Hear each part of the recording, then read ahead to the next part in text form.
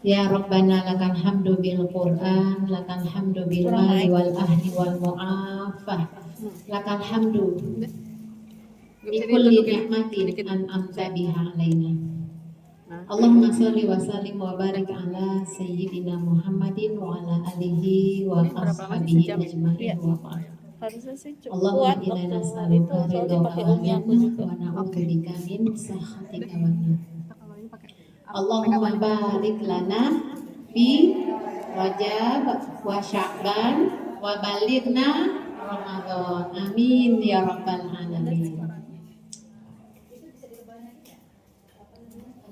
Harusnya pakai ini. Mikrofon pakai dokter. Ya, apa kabar semua? Alhamdulillah, luar biasa, tetap semangat. Allahu Akbar. Masya Allah. Tanpa terasa Ramadan sebentar lagi. Berapa hari lagi ya? 54 ya? Pokoknya sekarang Rajab tanggal 8 aja. Rajab Sya'ban itu kan 30, berarti 56 ya? 52 ya? Masya Allah. Allahumma barik lana fi Rajab wa Sya'ban wa balighna Ramadan. Mudah-mudahan Allah memberkahi kita di bulan Rajab, di bulan Sya'ban, dan menyampaikan kita ke bulan suci Ramadan. Untuk bisa menyambut Ramadan seoptimal mungkin, mulainya dari bulan Rajab. Makanya disebutkan oleh para ulama, Syahrul Rajab itu Syahrul Lizar'i, bulan menanam. Bulan Sya'ban itu adalah Syahrul Lisaqir Zar'i, menyiram. Maka bulan Ramadan itu adalah Hisodil Zar'i, bulan memanen. Maksudnya apa? Mungkin kita udah sering dengerin ya tiap tahun ya. Maksudnya adalah agar kita bisa mendapatkan keutamaan, keberkahan, keistimewaan Ramadan. Nggak bisa dari Ramadan saja, sudah mulai penanaman amal itu sejak bulan Rajab.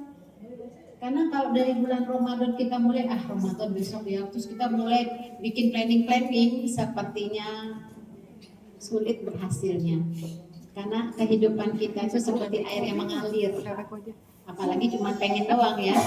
Pengen deh Ramadan tahun ini khatam Quran 5 kali misalnya. Kalau tahun lalu itu cuma sekali misalkan. Kayaknya sulit. Kalau tidak dimulai dari Rajab. Maka menanam, memperbaiki niat dulu, amal soleh.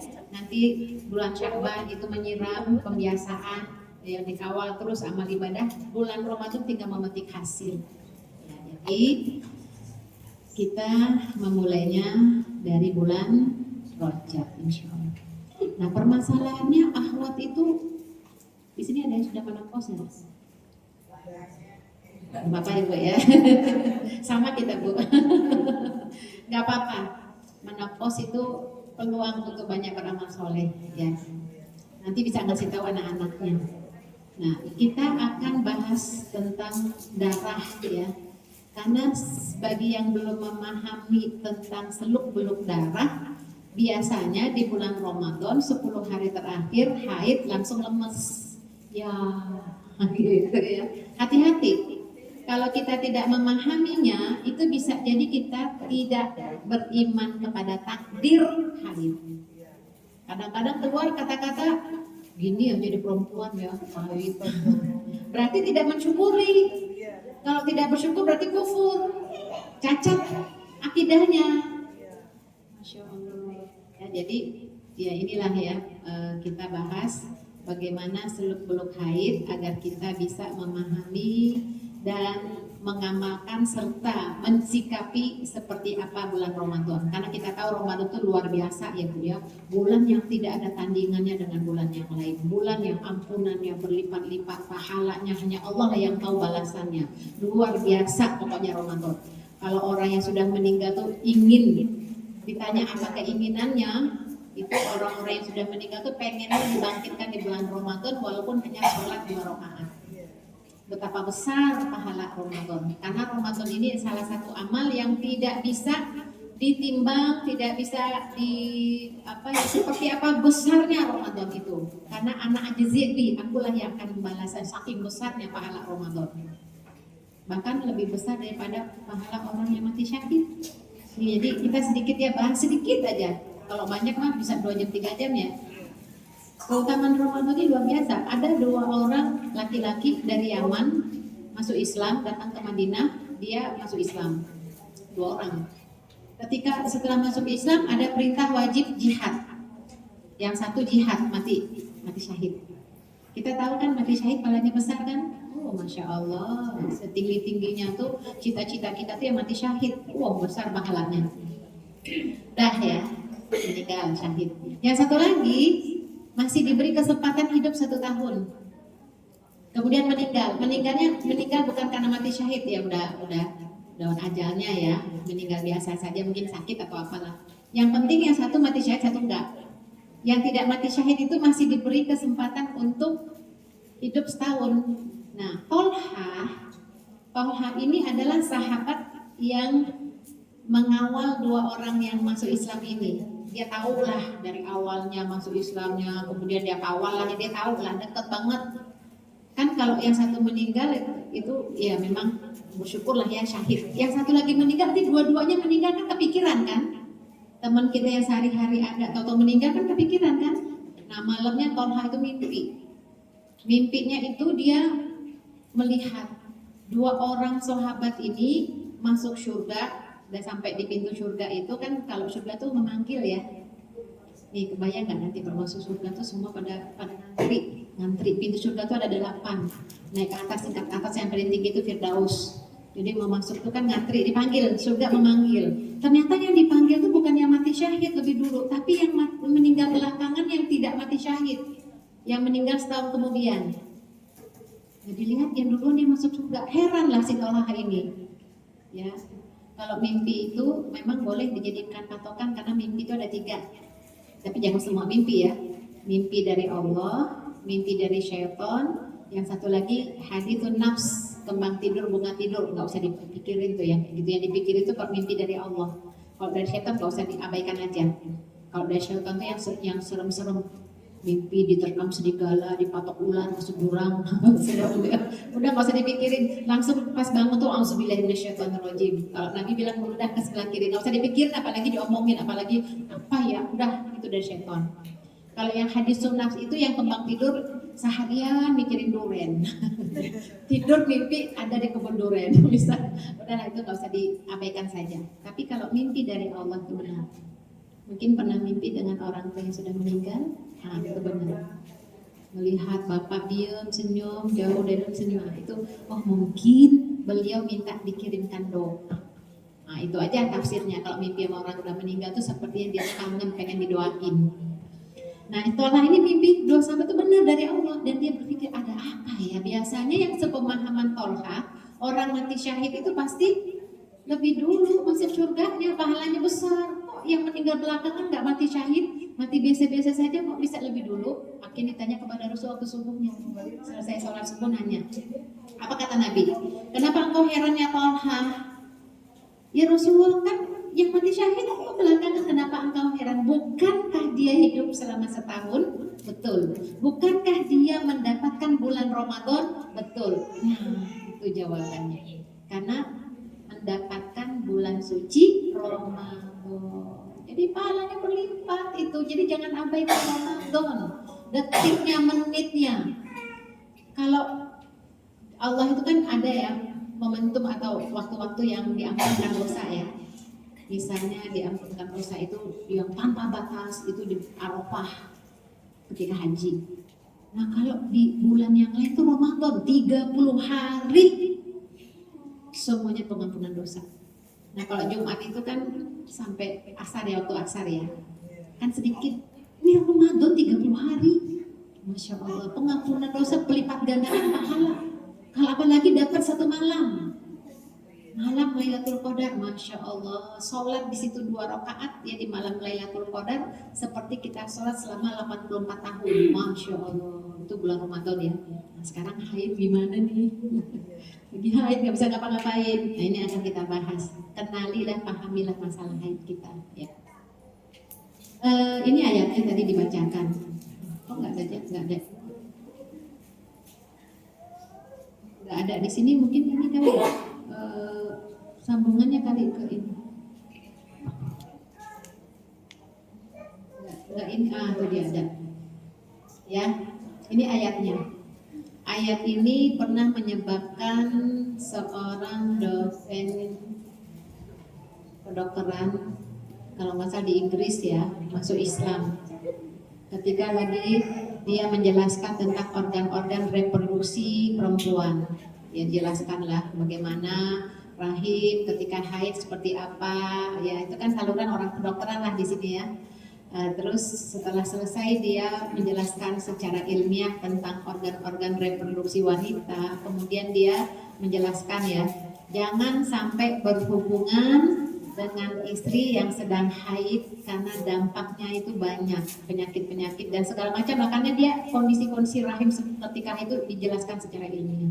Ketika pelarangan itu ada seorang mahasiswa dari Pakistan, madam, dia instruksi ya. Saya mau menyampaikan, kalau masalah pelarangan sudah ada di kitab suci kami 15 abad yang lalu. Wah, langsung kaget kan ya dosen itu. Dikeluarkanlah Al-Quran terjemahan bahasa Inggris, dibukalah ini wayas alunaka anil mahid qul huwa dan seterusnya. Dia kaget, mana ada kitab suci yang melarang seorang suami mencampuri istrinya ketika haid. Kayaknya ini baru pertama kali dia dapat ada di situ kan. Masya Allah. Akhirnya dia, wah ini bukan kitab suci dari manusia, ini 15 abad yang lalu sudah ada perintah seperti ini, larangan ini. Ini pasti bukan ciptaan manusia, karena 15 abad yang lalu zaman belum seperti ini tingkat pesatnya pengetahuannya. Ini kan baru abad-abad ke-19, 20 aja baru ketahuan apa dampaknya. Ini udah ada 15 abad yang lalu. Akhirnya dia tertarik, dia baca Al-Quran, ini muslimah ya. Jadi orang barat masuk Islam karena ini, orang Islam keluar dari Islam karena perut ya. Jadi ini ya larangan ya, dan haid itu kotor, maka jauhkanlah diri dari wanita di waktu haid. Memang penjelasan tentang haid itu memang luas ya pembahasannya, tapi ini ayat sebagai acuan kita. Intinya kita udah tahu dari ayat ini. Jangan campuri mereka, wala taqrabuhunna hatta yatahurun. Jangan campuri. Ini yang masih gadis tunjuk tangan. Tunjuk tangan yang masih gadis. Tunjuk tangan, nanti kan didoain loh. Ya Allah, berikanlah pasangan yang soleh kepada saudara kami yang belum menikah. Amin. Yang nggak tunjuk tangan nggak dapat doanya. Jadi larangan mencampuri istri ketika haid. La taqrabuhunna hatta yathur. Jangan campuri sampai mereka bersih, suci, mandi. Jadi nggak boleh ya. Kan udah bersih, nggak keluar darahnya lagi kan. Walaupun belum mandi kan nggak ada darahnya, kan belum suci. Entar bisa mandi sekalian niatnya bareng. Kata siapa? Nggak boleh tahu. Jadi bersih dulu, mandi dulu baru. Tapi kan males. Ini hukum Allah ya. Karena para ulama nanti ada kafarotnya tuh, mencampuri istri yang belum mandi, belum selesai haidnya, berarti kan itu ada kafarotnya. Nanti kita bahas ya. Baik. Jadi yang namanya haid itu adalah hadza syai'un katabahullahu ala banati Adam. Bahwa haid ini adalah katabahullah. Katabahullah itu artinya sudah menjadi fitrahnya perempuan, anak cucu Nabi Adam, sudah kodratnya. Jadi kita nggak bisa nolak karena itu adalah bagian dari takdir kita. Kalau sudah takdir nggak boleh disesali. Kalau disesali berarti kufur. Kalau kufur berarti cacat rukun imannya. Hati-hati lisan. Gak enak ya jadi perempuan ada haidnya. Apalagi yang sakit, yang mulas tuh ya. Begini amat ya, kenapa sih nggak adil? Laki-laki nggak ada sakit, haid perempuan ada, hati-hati. Kayaknya perlu syahadat lagi deh. Kenapa perlu syahadat? Kan ini bagian dari rukun iman. Iman kepada qada dan qadar. Jadi imani aja, ya Allah qadarallahu ma syaa Allah, yang berikan kesabarannya dan imannya. Karena setiap rasa sakit yang dialami oleh manusia, di situ ada ampunan dosa. Bahkan terkena duri saja. Seseorang yang terkena duri itu Allah tuh ingin mengampuni dosanya. Ini duri itu nggak ada apa-apanya, nggak enak aja kan? Ya duri itu kan nggak enak kan? Itu rasa sakit nggak nyaman, itu pengampunan dosa. Apalagi rasa sakitnya berlipat-lipat. Ampunan dari Allah itu, Masya Allah. Jadi ketika kita haid, ini adalah takdir Allah, terima. Hati-hati lisan nih, ma yalfidhu min qaulin illa ladaihi raqibun atid. Setiap lafaz kata-kata yang kita ucapkan dicatat oleh malaikat raqib dan atid. Kalau kata-katanya kufur, ditulis ini orang kufur atau terima kasih. Ya Allah, hati-hati ya, jangan sampai menyesali takdir. Apalagi nanti kaitannya dengan 10 hari terakhir bulan Ramadan. Ya, begitu ya. Mestinya apa? Alhamdulillah ala kulli hal. Jadi pengucapan memuji Allah itu ada dua ya. Memuji Allah atas nikmat yang dikaruniakan kepada kita, memuji Allah atas ujian yang menimpa kita. Semuanya alhamdulillah. Kalau yang nikmat, alhamdulillahilladzi bi ni'matihi tatimmus sholihat. Kalau yang musibah menimpa kita, tetap kita alhamdulillah ala kulli hal. Segala puji bagi Allah atas semuanya, atas segala sesuatu. Pujian tetap pada Allah. Ya, hati-hati. Makanya para ulama menjelaskan ketika kita haid terhalang untuk melaksanakan ibadah, langsung connect kepada Allah. Ya Allah, mestinya aku ini i'tikaf, karena aku udah niat i'tikaf 10 hari terakhir. Tapi karena aku menjalani takdirmu, menjalani syariatmu, karena ini adalah kodratku, maka catatlah pahalanya untukku dapat. Masya Allah. Untung tuh yang haid nggak itikaf dapat pahala. Ya kan? Nggak perlu bersusah payah, maksudnya tuh sampai minum-minum gitu ya di masjid sampai ngantuk-ngantuk tuh ya.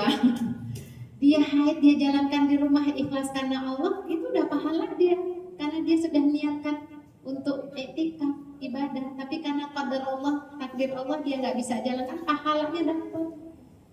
Jadi nggak ada yang perlu disesali.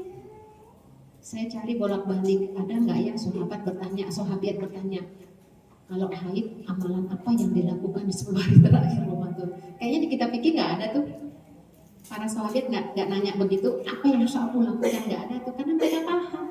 Namanya haid itu sedang menjalankan syariat Allah. Berarti ketika terhalang menjalankan ibadah, niat kita sudah berniat, pahalanya terus dapat. Nah, kalau bukan di bulan Ramadan, misalnya kalau ada yang sedang haid, nanti zuhur ya, dengar azan. Kan biasanya kita sholat ya, kalau yang nggak haid, nggak halangan, langsung minta sama Allah, ya Allah, karena aku haid sedang menjalankan syariatmu, tetap alirkan pahala sholat zuhur untukku dapat. Masya Allah. Kan innamal a'malu binniyat ya, itu penting. Semua amal tergantung niat. Ini termasuk di sini ibu-ibu, adik-adik, teman-teman datang ke sini tuh apa? Beda. Nih apa halanya? Mungkin sama geraknya dari rumah siap-siap ya sampai di sini duduk dengar dia pulang. Hasilnya pasti beda.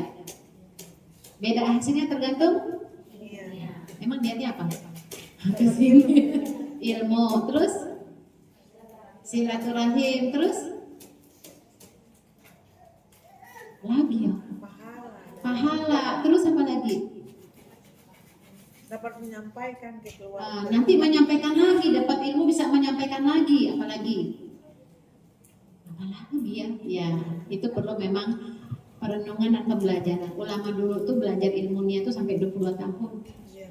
Karena setiap geraknya, setiap itu apa niatnya ya, sampai tidur pun niat. Karena pahala itu tergantung niat.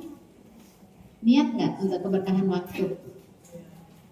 Oh iya ya, sekarang boleh nggak niat? Baru diingetin, boleh. Kalau untuk ibadah-ibadah yang gaya rumah tuh boleh niatnya diperbaharui. Dulu termasuk ibu-ibu, dulu nikah dulu niatnya apa ya? Yang udah nikah Membina rumah tangga. emang benar, coba dulu loh. Iya. Kayaknya perasaan dulu nikah kayaknya nggak kelihatan begitu deh. Udah ketemu jodoh ya udah. Biar nggak jomblo, mumpung ada yang mau. Kayaknya nggak pakai niat dulu karena belum ada ilmu kan? Ya Allah, berapa puluh tahun tuh ya. Nah sekarang baru, oh berarti harus ada niat ya karena Allah. Ya sekarang terbaharui niat. Tajdidun niat, niat nikah kita karena Allah. Nah dapat tuh arbo pahalanya jalan. Kalau dulu mah seperti biasa jalani udah rumah tangga dapat anak udah ya dapat pahala Allah alam bisa. Ya sekarang kita niatkan karena Allah. Ya, jadi karena niat itu penting. Niat itu menjadi jaminan amal kita pahalanya banyak atau tidak. Ya, jadi niat itu sebagai tamyiz, pembeda mana yang ada, mana yang ibadah. Yang ada itu yang tradisi, kebiasaan, mana yang kebiasaan, mana yang ibadah. Ibadah yang tradisi itu bisa jadi ibadah, kebiasaan itu bisa jadi ibadah kalau niatnya karena Allah. Kayak ibu-ibu di rumah tuh ya, dari sumur, kasur, dapur gitu ya, seputar itu aja bolak-balik, itu bisa ibadah kalau kita niatkan karena Allah. Masya Allah, daripada yang dari bangun tidur sampai tidur lagi begitu aja dijalani seperti air yang mengalir. Dapatkah pahala? Allahu a'lam bishawab. Maka niatkan semua karena Allah. Inna sholati wa nusuki wa mahyaya wa mamati lillahi rabbil alamin. Termasuk haid, nifas, pokoknya yang terhalang-halang untuk ibadah karena kodrat dan karena sudah menjadi takdir Allah, itu bisa jadi pahala kalau kita niatkan karena Allah. Baik, kalau bicara darah wanita itu cukup panjang ya, banyak ya, karena setiap perempuan itu beda-beda kebiasaannya. Nah, darah wanita itu ada dua sifatnya, ada yang hadas besar, ada yang hadas kecil. Ya, hukumnya tuh ada yang besar, haid, nifas, ada yang kecil, istihadah. Bagi yang tidak paham, kadang-kadang itu istihadah dikiranya haid. Hati-hati, ini masalah sholat. Kenapa sih kita bicara masalah darah? Karena masalah darah ini terkait dengan kewajiban sholat. Masalah darah ini terkait dengan kewajiban terhadap suami. Masalah darah ini juga terkait dengan kapan bilangan masa idahnya. Jadi semuanya kan terkait dengan darah. Kapan sholatnya, kapan boleh suami mencampurinya, berapa lama idah. Idah itu kan salah tata kuru, 3 kali masa suci, kan tergantung haid juga kan. Nah, jadi pembahasan darah ini juga pembahasan yang terkait dengan ibadah kita. Ada yang besar, ada yang kecil ya, hadas besar. Kalau yang hadas besar itu wajib mandi, kalau hadas kecil itu hanya berwudu, itu istihadah. Terutama yang muda nih yang sudah pakai spiral segala macam tuh kan. Kadang-kadang haidnya panjang banget, dikiranya itu adalah haid, padahal bukan. Ya bisa jadi alat itu spiral yang paperti atau segala macam karena kesibukan itu sempat melukai leher rahim. Akhirnya kan yang namanya luka kan keluar darah, dikira haid padahal bukan. Hati-hati tuh ya. Nah, jadi kita akan bahas secara umum ya tentang haid. Artinya mengalir ya, darah yang keluar dari vagina wanita sewaktu sehat setelah balik, bukan disebabkan melahirkan atau terluka, keluar pada masa tertentu, namanya haid. Haid ini sudah menjadi kontrak, sudah menjadi ya udah pokoknya memang haid itu memang takdir buat perempuan ya. Nah, kemudian batas kedatangan haid. Kayaknya nih panitia boleh ngasih kepada peserta ya. Batas kedatangan haid mayoritas ulama itu 9 tahun. Karena memang tidak ada dalam Al-Quran dan hadis penetapan usia datangnya haid. Tapi para ulama menetapkan 9 tahun. Tapi ingat ya Ibu, 9 tahunnya bukan Masehi ya. Hijriah. Ya. Jadi kalau kita bicara fikih, itu hitungan tahunnya hitungan tahun Hijriah. Rasulullah meninggal usia 63 tahun, 63 tahun itu Hijriah loh. Kalau dihitung Masehi kayaknya berapa tahun tuh? Nggak tahu deh. Artinya Hijriah itu lebih cepat ya. Lebih cepat ya daripada Masehi ya. Masehi lebih lama ya. Jadi 9 tahun itu batas. Kalau ibu-ibu punya anak usia 8 tahun keluar darah, anak flek-flek, waduh 8 tahun udah haid enggak? 8 tahun itu belum. Mungkin 9 tahun kurang ya. Nah, jadi masa berakhirnya pun nggak bisa ditentukan. Apakah seorang perempuan usia 50 tahun itu menopause? Ya enggak juga, setiap orang beda-beda ya. Nah, karena tidak ada dalil menyatakan haid mempunyai batas waktu tertentu, maka ulama berbeda pandangan. Termasuk menopause ya. Menopause itu masa akhir haid. Imam Abu Hanifah 55, ya ini sih catatan pandangan ulama aja, tapi itu nggak patokan kita sih. Semua tergantung kebiasaan kita. Nah, Tapi perlu juga kita ketahui, hanya sekedar pengetahuan, Hanafi 55, Maliki 70, Imam Syafi'i 62, Hambali 50. Kok Imam Malik 70 ya? Ya, namanya mungkin di masa beliau itu perempuan-perempuannya itu memang lama menopausnya, mungkin keadaannya sehat subur. Ya. Kenapa sih kok patokannya ada angka-angka? Jadi dulu ulama melakukan istiqro. Istiqro itu artinya penelitian. Jadi sebelum membuat fatwa, pandangan, itu para ulama nanya dulu perempuan-perempuan. Nggak haid lagi usia berapa. Jadi kayak sekarang penelitian ilmiah ya. Jadi karena mayoritas, maka dibuatlah kesimpulan Imam Malik 70. Imam Malik ini besarnya di Madinah, tidak pernah keluar. Yang lain itu sudah, kalau Imam Abu Hanifah itu di Kufah, di Irak. Ya, jadi memang perempuannya udah banyak makan-makan yang kayak kita junk food ya. Kalau dulu jadi haidnya tuh cepat berhentinya. Nah kalau Imam Malik hanya di Madinah itu suasana beda ya. Nah kita patokan di Indonesia ini Imam Syafi'i 62 tahun. Maksudnya apa sih? Kita tahu gini, maksudnya gini loh Bu. Ketika usia 50 tahun sudah tidak haid lagi. Kita tahu usia 55 keluar lagi darah. Ya itu kalau dokter kan nanti beda pandangan ya. Tapi kalau dari sisi fikih kan belum 62. Usia 55, tapi 50 nggak haid lagi, 55 keluar lagi haid. Jadi darah apa itu? Darah haid. Kenapa? Iya kan belum 62. Jadi waktunya batasannya gitu 62. Jadi kalau selama belum 62 tahun, berarti darah yang keluar itu darah haid. Ya. Toh di India beberapa waktu yang lalu tuh ada ibu-ibu usia 72 tahun melahirkan. Ya itu bisa ya bisa aja namanya teknologi ya. Baik. Nah karena memang tidak ada patokan dan panduan dalam Al-Quran dan hadis untuk menentukan lamanya haid, terjadilah khilafiyah. Khilafiyah itu ya kan tidak ada nas yang menjelaskan batasan lamanya haid, berapa usia, berapa lama harinya, karena nggak ada patokannya, maka terjadilah perbedaan pandangan. Para ahli fikih melakukan istinbat al-hukmi dengan cara istiqro, penelitian ya. Ini khilafiyah. Jadi nggak bisa disamakan haid kita dengan haid orang lain ya. Masa haid paling singkat menurut mazhab Imam mazhab fikih itu ya, tersingkat Hanafi 3 hari, Maliki sesaat kok gimana sih? Ya memang nggak susah sih. Sering keluar darah waktu haid. Kita baru bingung kita tuh kalau begitu susah kita ambil pandangan Imam Malik. Ya, jadi mandi terus dia. Tapi kalau Imam Syafi'i itu 1 hari, ya maksudnya 24 jam. Ya contohnya gini deh. Zuhur, atau sekarang jam 10 ya, keluar flek. Memang sih sudah masa-masanya karena haidnya nggak teratur, jadi ini kayaknya memang udah masa-masa masuk haid. Nah keluarlah flek. Wah kita ini haid nih.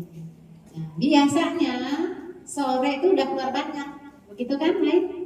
Sore udah keluar banyak, berarti udah haid. Berarti flek di awal itu sudah dianggap haid. Nanti zuhur asar nggak perlu lagi sholat, karena sudah belum 24 jam sudah haid. Tapi ada saatnya zuhur sekarang keluar flek, ditunggu-tunggu nggak haid sampai malam, sampai pagi subuh nggak keluar juga, zuhur nggak keluar, baru keluarnya malamnya. Berarti sudah berapa lama tuh? Bisa 24 jam kan? Nah berarti itu bukan haid. Itu belum. Jadi artinya kalau udah lebih dari 24 jam itu bukan haid. Jadi gimana dong? Zuhur nggak sholat, asar, maghrib, isya, subuh, zuhur lagi nggak sholat, berarti kotor sholatnya. Ya, karena itu belum saatnya haid. Ya, jadi itu haid paling singkat. Haid paling lama, nah ini kadang-kadang juga membingungkan ya. Ini kan kaitannya dengan bulan Ramadan ya. Jadi kalau misalnya nanti Ramadan, terus duha tuh udah keluar flek. Nah sekarang dilihat nanti ya, karena untuk menentukan lamanya haid kita itu ada berdasar dua ya. Pertama berdasarkan kebiasaan atau melihat warna darah. Nah ini lama ya. Kalau kita ngambil 15 hari ya, lamanya haid. Baik, sekarang Karena setiap wanita berbeda, maka dikembalikan pada kebiasaan yang berlaku. Nah, patokan dalam menentukan lamanya haid ini berdasarkan kebiasaan yang berulang-ulang. Lihat aja kebiasaannya berapa hari biasanya. Biasanya 7 hari, gitu ya. 7 hari. Nah, kalau memang berdasarkan 7 hari, udah 7 hari. Misalnya Ramadan nih, keluar flek, biasanya keluar flek malam-malam pasti keluar lagi. Nah, ya udah kalau kita udah puasa Ramadan karena memang kebiasaannya 7 hari, biasanya keluar flek. Ini kan kebiasaan ya. Keluar flek, oh berarti biasanya sore sudah keluar. Ya udah, kita nggak puasa hari itu. Tapi kalau ragu karena nggak punya kebiasaan berulang-ulang, biasanya nggak tetap, udah tunggu dulu aja. Siapa tahu nggak keluar lagi darah. Malah sampai tarawih juga nggak keluar, kan? Ya udah makan udah minum, gimana ya, pada bingung lah. Makanya semua kembali kepada kebiasaan kita, kebiasaan yang berulang-ulang paling nggak 3 kali, 3 kali, bulan 3 kali. Jadi bukan kebiasaan masa gadis segini, udah menikah begini, ya beda, hormonnya udah beda. Nah, jadi berdasarkan kebiasaan yang berulang-ulang. Atau misalnya gini, 7 hari haidnya. Terus Ramadan ini kan memang kadang-kadang membingungkan ya untuk menentukannya. Sekarang 7 hari. Kita udah tidak berpuasa 7 hari. Nah, hari ke-7 udah selesai kan. Besok hari ke-8 kita mau puasa ya. Nah, malamnya kita udah sahur. Waktu duha keluar flek. Kalau sudah memiliki kebiasaan berulang-ulang, udah patokan itu.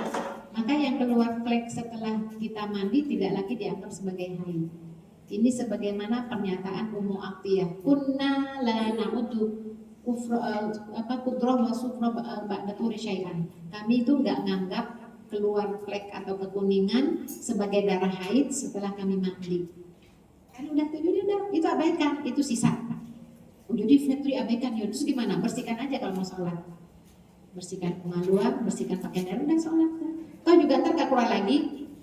Kan suka gitu kan, kadang-kadang udah nggak keluar flek akhirnya nggak sholat, ditunggu-tunggu nggak keluar juga, gimana ya, akhirnya mandinya berkali-kali ya. Jadi kalau udah berdasarkan kebiasaan yang berulang-ulang, ya udah patokannya berdasarkan kebiasaan itu. Wanita yang sudah memiliki kebiasaan di luar kebiasaannya dianggap darah istihadah. Ya, ini sabda Nabi kepada Ummu Habibah. Infusi kodro makanan tahdisuki haidatuki thumma tasili wasolli. Berdiamlah selama waktu haid yang biasa engkau jalani, kemudian mandi dan sholatlah. Ini memang Ummu Habibah ini tiba-tiba dia itu keluar darahnya tuh nggak jelas. Pokoknya banyak, jadi dalam 1 bulan tuh berdarah terus. Ya mungkin masalah hormon juga kali ya. Nah jadi bingung, ini gimana ini menentukan lamanya haid nih. Nah, Rasulullah kemudian menyampaikan bahwa kamu biasanya berapa hari. Nah, sudah kalau 6 hari, udah 6 hari kamu tidak sholat. Ya. Nah setelah itu jalanilah, mandilah dan sholatlah, itu dianggap istihadah.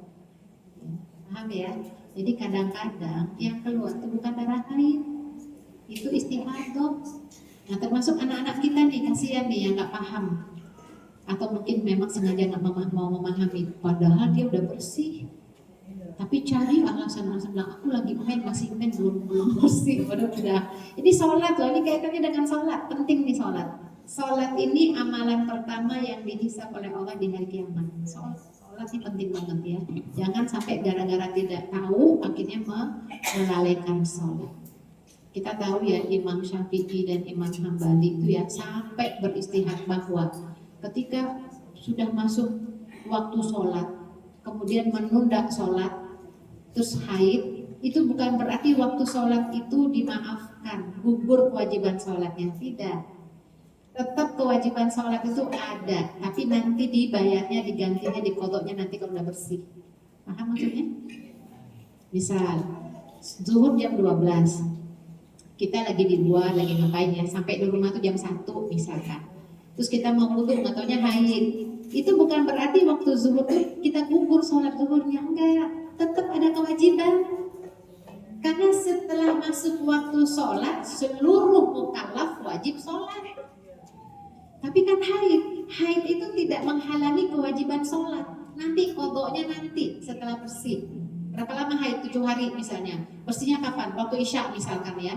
Terus setelah mandi bersih, terus kita apa? Qadha dulu waktu zuhur yang belum sempat kita tunaikan. Qadha. Jadi sholatnya niatnya itu qadhaan ya. Ya, usholi fardhu zuhri itu ya. Qadhaan itu ya. Nanti setelah kita qadha baru sholat Isya. Itu pandangan mayoritas ulama. Karena apa? Karena pentingnya sholat. Jadi udah masuk waktu sholat, kita belum menunaikannya di awal waktu, itu terkena. Kecuali kita berjamaah misalnya ya di masjid misalkan. Kita sudah sholat qobliyah, kita lagi nunggu imam untuk iqomah untuk sholat berjamaah. Kita nunggu. Nah kemudian punya perasaan kan? Kayaknya ada yang ngalir deh gitu ya. Nah setelah itu baru imamnya tuh mau iqomah, kita kayaknya nih dapet dah. Periksa ke toilet ke masjid bener. Ya udah, kita tidak perlu mengqadha waktu zuhur itu karena belum sempat untuk menunaikan sholat di awal waktu. Itu nggak perlu diqadha. Seperti itu, karena pentingnya sholat. Sholat ini penting karena amal pertama yang dihisab oleh Allah di yaumil akhir, sholat.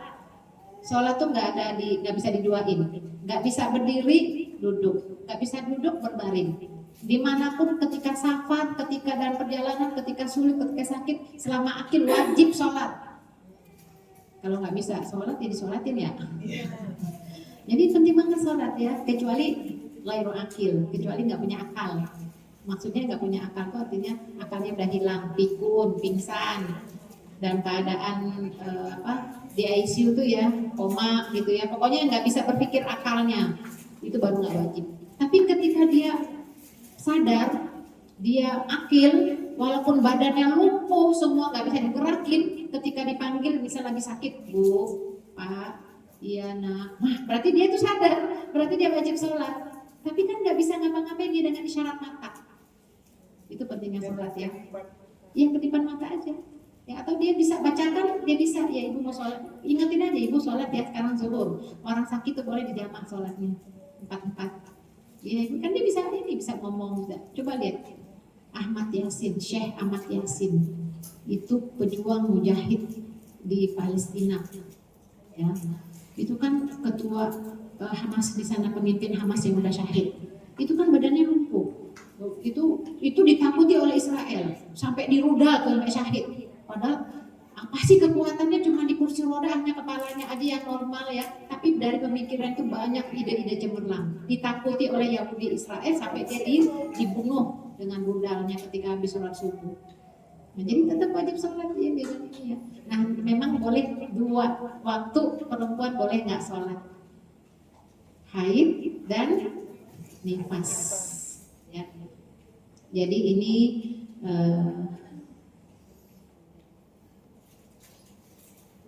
tuhrakul dima. Ummu Salamah pernah meminta fatwa kepada Rasulullah berkaitan dengan pertanyaan seorang sahabat yang selalu mengeluarkan darah. Nah, jadi sunnahnya itu adalah kita mencatat siklus haid kita. Karena Nabi mengatakan la tanzuru adadal ayyam wal layali allati kanat tahidu fiha. Hendaklah ia melihat jumlah hari dan malam yang dahulu ia alami sebagai haid setiap bulan sebelum ia mengalami kondisi ini. Maka hendaklah ia meninggalkan sholat selama masa tersebut setiap bulan. Setelah itu mandi dan menutup kemaluannya dan laksanakan sholat. Ini istihadah yang keluar darah terus. Ya kan, kalau udah menikah itu apalagi pakai alat-alat kontrasepsi udah bingung dah ya. Maka disuruh mencatat kapan haidnya, kasih lihat sekarang udah ada aplikasinya kok ya. Kapan? Jadi kita tuh disuruh oleh Rasulullah supaya apa? Supaya hidup itu tertib. Ya jangan sampai nggak tahu berapa lama siklusnya. Ini penting ya. Kemudian kita lihat lagi apa yang disampaikan oleh Habnah binti Jahsy ya. Jadi beliau minta fatwa kepada Rasulullah. Umumnya masa haid itu 6 atau 7 hari. Kemudian kamu haid 6 atau 7 hari dalam ilmu Allah, kemudian mandilah. Bila merasa telah suci maka sholat. Jadi menurut istihad kita. Jadi kalau kita mengalami haid itu orang nggak akan tahu seperti apa, kan kita yang tahu warnanya, baunya kan. Maka menurut istihad kita beristihad. Misalnya gini, tadi ya keluar flek, terus biasanya asar itu udah keluar banyak. Ternyata untuk kali ini ternyata nggak keluar, sampai besoknya, sampai zuhurnya. Oh berarti ini ada semacam perubahan. Nah catat tuh perubahannya. Berarti yang sholat yang kita tinggalkan di kodok. Perhatikan lagi bulan depannya. Keluar lagi flag, perhatikan. Nah jadi untuk berjaga-jaga, kemarin tuh nggak keluar, udah kalau itu zuhur saya sholat aja, karena ini belum tentu juga keluar banyak. Ya udah berarti beristihad, berarti saya sholat. Oh benar ternyata nggak keluar, berarti kan dia nggak perlu kodok lagi. Nah itu yang bulan kedua, bulan ketiga seperti itu lagi. Oh ternyata siklusnya sudah berubah.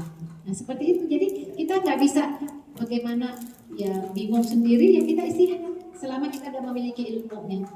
Ya terutama Ramadan ini ya kalau Ramadan ini kan ya memang agak berubah karena mungkin masalah hormon juga ya. Nah kita lah yang menentukan, jaga-jaga bisa keluar flag, kayaknya sih ini baru tanda saya istihad ya, saya coba puasa dulu lah karena udah niat. Ya udah keluar flag sedikit di waktu jam 10 pada siang hari, zuhurnya udah sholat ya, karena kan belum tahu juga ya apakah ini haid atau tidak. Nah kan selesailah masalahnya ketika ternyata nggak keluar lagi haid. Dia sudah meneruskan sholat puasanya, dia sudah selesai kan.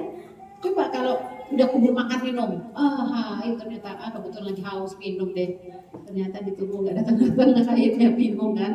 Nah, seperti itulah, jadi istihadnya dari kita.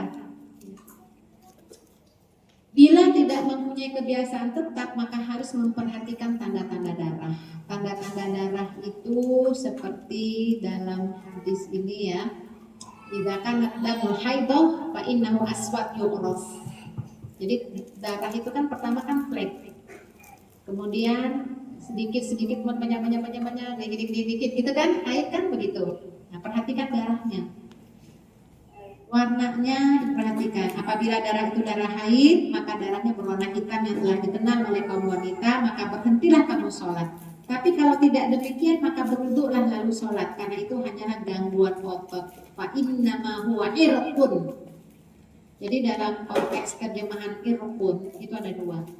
Konteks terjemahan secara fikih dan secara medis. Kalau secara medis itu ada peradangan pada serviks, mulut rahim, pokoknya yang nama penyakit dalam kandungan lah. Kan biasa yang biom segala macam darahnya banyak. Nah itu maksudnya bisa itu irqun, itu istihato. Tapi ada yang dalam konteks fikih, maksudnya apa? Ada hentakan syaiton, ada terjemahannya seperti itu. Maksudnya apa sih? Bisa jadi darah yang keluar itu karena kerjaannya syaiton, menggoda. Saya contohkan ya. Dulu anak saya sudah berapa puluh tahun yang lalu ya, sekarang dia udah 30 apa ya, 3 kelahiran 88 tuh berapa ya, 33 ya, 34 37 ya, ya Allah udah tua dong dia.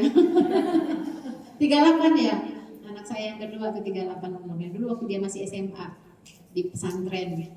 Nah ketika dia pergi ke Anyer sama teman-temannya, itu ada pertunjukan debus. Kan biasanya kalau pertunjukan debus tuh biasanya Pak Wangnya ngomong ya sebelum mulai pertunjukan, yang hadir di sini jangan ganggu kayak gitu ya. Pokoknya dia jaga-jaga lah. Nah ini anak saya dengan teman-temannya tuh ya datangnya tuh pas pertunjukan. Dia lihat bagaimana makan beli nggak berdarah, bagaimana nusuk-nusuk badan pakai apa namanya pisau yang tajam, pakai apa tuh nggak berdarah. Namanya anak pesantren masih itu SMP, kalau masih SMP saya SMA lah tuh untuk pesantren itu. Kan kaget, langsung takbir mereka itu anak-anak. Allahu Akbar, langsung muncrat darahnya tuh. Dengar takbir itu.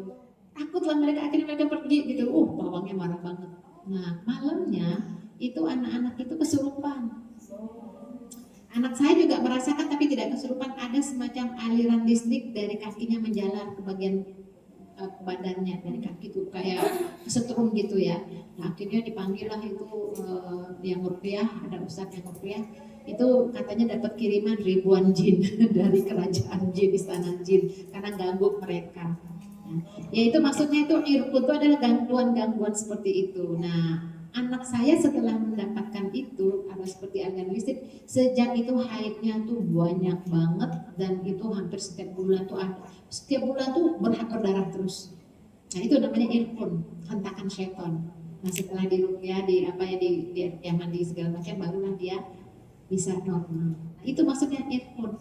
Terus ada lagi dokter gigi curhat ke saya, dia juga mengalami haid, gangguan haid. Terus dia udah ke dokter kandungan, walaupun dokter kan beda-beda ini spesialnya kan. Ini kan gigi, ini kan dokter kandungan beda kan. Nah dokter kandungan ini nggak apa-apa, ini normal, nggak ada masalah rahimnya. Tapi kok saya berdarah terus ya, haid terus. Nah pas curhat ke saya tanya, ada masalah nggak dalam keluarga? Masalah apa tuh? Ya terserah, masalah-masalah yang terkait dengan ya guna-guna atau apalah gitu, sihir atau apalah, gangguan jin apa. Iya nih masalah waris ternyata.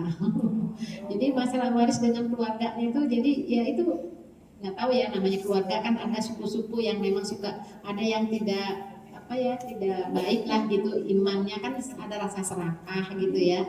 Nah itu dikirim di ini, ditaruh di rumahnya. Ya akhirnya itu pernah ya memang kejadian tuh waktu lagi bersihin taman itu apa, ada tuh apa sih apa namanya, tahu isinya apa gitu, bungkusan apa gitu ya, terus itu ketiga kali ada gitu, terus ya itu tuh ternyata katanya itu adalah sihirnya gitu ya. Nah maksudnya sejak itu tuh biar haidnya tidak teratur. Nah, artinya irkun itu bisa juga terkait dengan gangguan setan ya. Makanya Nabi mewanti-wanti ya, kenalilah darah haid. Jadi jangan pas berdarah berarti haid, ya enggak juga, tidak di warna darah. Nah sementara warna darah, nah ini juga Ummu Atiyah nih ya, kunna la na'udul kutrah wa sufrah ba'da tuhri syai'an. Kami sama sekali tidak menganggap sebagai haid flek, keruh dan kekuningan yang keluar setelah suci ya. Kalau kita udah yakin suci dan mandi udah selesai, yang flek-flek tuh abaikan, tapi itu najis. Apa kan kalau kita udah, makanya kalau yang nggak haidnya nggak teratur, lihat periksa warna darah ya. Kalau misalnya udah terakhir udah bersih nih, kayaknya nggak keluar lagi, coba habis mandi itu pagi-pagi subuh atau habis dari kamar mandi periksa. Tapi yang gadis jangan diperiksa, jangan periksa dalam, bahaya. Yang sudah menikah aja boleh periksa dalam. Nah itu kelihatan tuh nanti ada warna darahnya. Kalau warnanya itu putih atau bening berarti udah bersih. Kalau putih atau bening, keputihan sudah bersih. Ya. Tapi kalau masih coklat-coklat belum. Ya. Nah ini di masa para imam mazhab, mereka sudah meneliti darah yang berwarna hitam atau merah. Para ulama sepakat mengatakan itu darah haid. Sedangkan kuning dan keruh, ulama berbeda pendapat. Menurut Hanafi dan Syafi'i adalah darah haid bila keluar masih dalam masa haid. Darah juga dibahas oleh para ulama tuh. Nanya darahnya warnanya apa? Gitu ya. Dulu penelitian fikih itu luar biasa juga ya oleh ulama mazhab itu. Ini menarik nih. Mazhab Syafi'i warna darah itu ada 5 katanya. Ada pirang loh. Pirang kuning kayak nama rambut ya. Ternyata ketika kita melihat ya penelitian sekarang oleh dokter kandungan, ternyata memang penyakit-penyakit rahim itu ada juga warna darahnya beda-beda. Bahkan ada yang keruh hijau, abu-abu. Kan ya kalau penyakit-penyakit di rahim itu kan adalah yang entah apalah nama penyakitnya itu kan keluar, tapi ini ada lendir yang keluar warnanya abu-abu, baunya bau banget. Nah itu berarti ada penyakit di dalamnya. Makanya para ulama mengatakan darah dengan warna di atas tidak dianggap haid jika keluarnya bukan pada saat biasa terjadi haid. Begitu ya dibahasnya ya. Ya. Untuk jarak masa suci antara 2 haid, jarak maksimal tidak ada batasnya. Jarak minimal menurut mayoritas ulama adalah 15 hari, ada juga yang berpendapat 13 hari. Jadi ini kan pandangan. Jarak, maksudnya jarak masa suci antara 2 haid gimana sih? Haid yang pertama dengan haid berikutnya. Kalau kita melihat 13 hari misalnya, bisa saja dalam 1 bulan itu dapat 2 kali haid. Awal-awal bulan Ramadan haid. Nah kalau yang kayak begini biasanya akhir Ramadan juga haid belum. Ya sudah udah takdir ya. Jangan merasa ya Allah kok aku, iya syukuri aja apa yang telah Allah berikan kepada kita. Alhamdulillah. Artinya pahala yang didapat oleh saudara kita yang mengoptimalkan ibadahnya di akhir bulan Ramadan, kita dapat pahalanya. Karena kita sedang melaksanakan perintah Allah, syariat Allah. Ini kan haji, itu kan syariat Allah juga. Yang penting ikhlas. Yang penting kita nerima, ridho. Nah kalau udah nggak ridho, nggak ikhlas, nggak dapat apa-apa. Udah haid, nggak dapat pahala, lagi rugi kan? Nah, tapi masih ada amal-amal lain yang bisa kita lakukan selain yang diharamkan. Yang diharamkan itu kan puasa, sholat. Nah untuk baca Quran itu istilah ulama beda pandangan. Terus gimana beda pandangannya? Sekarang kita milih pandangan yang mana nih? Kalau dibesarkan dalam lingkungan mazhab Imam Syafi'i nggak boleh baca Quran, ya udah nggak baca. Dengerin aja dari lingkungan murotal, baca aja buku-buku keislaman, tasbih aja, zikir aja. Tapi kalau ngambil pandangan boleh baca tapi bukan dengan mushaf yang Arab semua. Ya silakan dibaca atau murojaah atau apa. Itu kan kembali kepada apa yang telah menjadi pegangan kita. Karena kita memiliki pandangan yang berbeda-beda, nggak bisa dipaksakan. Nggak boleh tuh maksain mazhab. Kalau memang yang selama ini nggak baca, hormati aja. Kalau yang selama ini baca, tapi dengan tidak memegang mushaf, silakan. Asal jangan mengambil ini, mengambil yang enak-enak aja. Kalau mazhab Syafi'i itu kan satu paket tuh. Lagi haid nggak boleh masuk ke masjid. Lagi haid nggak boleh baca Quran. Ya udah satu paket. Nah, ketika kita udah dulu begitu, biasanya kan di kalangan saudara kita Nahdiyin tuh ya. Kalau yang di Muhammadiyah kan ini cerminan mazhab itu ada di dua organisasi ini. Kalau mazhab Syafi'i itu dipegang kuat oleh Nahdiyin. Makanya tim fatwanya itu Bahthul Masail namanya. Karena dia membahas tentang kitab-kitab Imam Syafi'i ya. Kitab-kitab Imam Syafi'i itu Bahthul Masail. Jadi menurut mazhab Syafi'i. Sementara Muhammadiyah mengatakan kami tidak bermazhab. Padahal sebenarnya bukan tidak bermazhab. Mereka tuh ngambil semua pandangan mazhab. Kemudian mereka tahrij. Makanya lembaganya namanya lembaga tarjih. Tarjih mana yang menurutnya paling kuat itu yang diambil. Bukan berarti tidak bermazhab juga, ngambil semua pandangan mazhab. Kemudian mereka meneliti mana yang lebih kuat, itulah mereka ambil. Makanya tarjih ya. Itu semuanya benar. Gak ada yang salah. Yang salah itu yang merasa benar sendiri. Jadi kalau memang selama Ramadan jangan ragu-ragu, selama ini pegangan kita apa? Ya udah ikuti itu, tapi jangan ngambil enaknya. Ketika ke masjid, saya nggak ke masjid karena mengambil pandangan ulama perempuan haid nggak boleh ke masjid. Giliran terima sembako aja masuk masjid. Alasannya ngambil pandangan yang satu lagi. Nggak begitu ya. Jadi mengambil pandangan itu jangan berdasarkan hawa nafsu ya. Masa suci di sela-sela haid. Nah, ini kan kadang-kadang kita haidnya 7 hari. Kemudian di hari kelima bersih dari pagi sampai maghrib. Bagaimana? Mazhab Hanafi dianggap masa haid. Mazhab Syafi'i dianggap haid bila masa suci itu di antara 2 darah haid. Sama aja sih sebenarnya ya. Tidak terjadi pada masa lebih dari 15 hari. Darah haid tidak kurang dari batas minimal masa haid, yaitu 1 hari 1 malam. Jadi intinya gini, masa suci di antara 2 haid itu masa haid. Jadi kalau haidnya 7 hari, hari kelima itu bersih dari pagi sampai malam. Itu masih haid. Ya, jadi kita nggak bisa berarti bersih ya, udah mandi buru-buru mandi, akhirnya puasa gitu ya. Pas maghrib baru keluar, berarti kita dapat 1 hari, alhamdulillah, siapa bilang. Itu dianggap haid menurut ulama Imam Syafi'i ya. Baik, inilah hal yang tidak boleh dilakukan saat haid ya. Sholat, saum, tawaf ya, jima, ikhtilaf, itu ikhtilaf ya. Ulama beda pandangan, baca Quran dan menetap di masjid kemudian tolak. Ini yang banyak nggak tahu para suami, tolak, cerai. Jadi suami itu berdosa kalau dia menjatuhkan cerai kepada istrinya yang sedang haid. Makanya kalau dia mau menjatuhkan talak kepada istrinya, tanya dulu, kamu lagi haid gak? Kalau dia bilang, aku lagi haid, oh ya tahan dulu, jangan jatuhkan talak dulu. Tunggu dia sampai bersih. Kalau udah ada bersih, jangan campuri dulu. Waduh, udah boleh sholat nih, boleh dong. Nggak bisa. Kalau dia udah campuri, tunggu sampai dia haid, kemudian bersih, baru talak. Itulah dalam Islam, talak itu bukan karena emosi, tapi karena memang pertimbangan yang matang. Tuh yang banyak yang nggak paham kayak gitu ya. Bahkan saking banyak yang nggak pahamnya, mungkin rumahnya udah bersinah rumah tangganya. udah berkali-kali jatuhkan talak, dia bilang kan nggak sah karena aku lagi marah. Siapa bilang? Marah itu ada 3. Marah yang menghilangkan akal sehat, betul nggak jatuh. Tapi kan jarang orang marah yang menghilangkan akal sehat. Maksudnya kalau marah akal sehatnya hilang tuh apa? Dia ngomong nggak nyadar ngomongnya apa. Dia marah, saking marah tuh dia ngapain guling-guling dia nggak sadar. Gitu ya. Kan jarang yang begitu. Ada mah marah tapi masih ada akal sehatnya. Dia berniat pada saat itu tuh jatuh. Tapi ketika dia menjatuhkan talak dalam hatinya dia nggak niat, dia tuh hanya nakut-nakutin, memang nggak jatuh.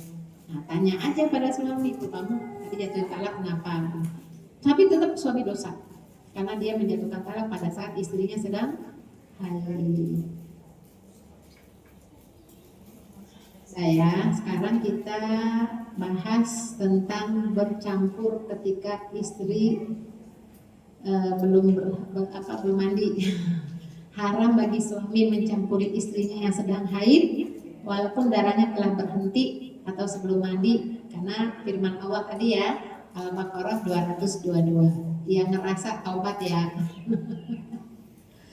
Ini dia nih, jika seorang suami terlanjur mencampuri istrinya yang sedang haid, maka menurut hadis Ibnu Abbas, ia diwajibkan untuk membayar kafarah.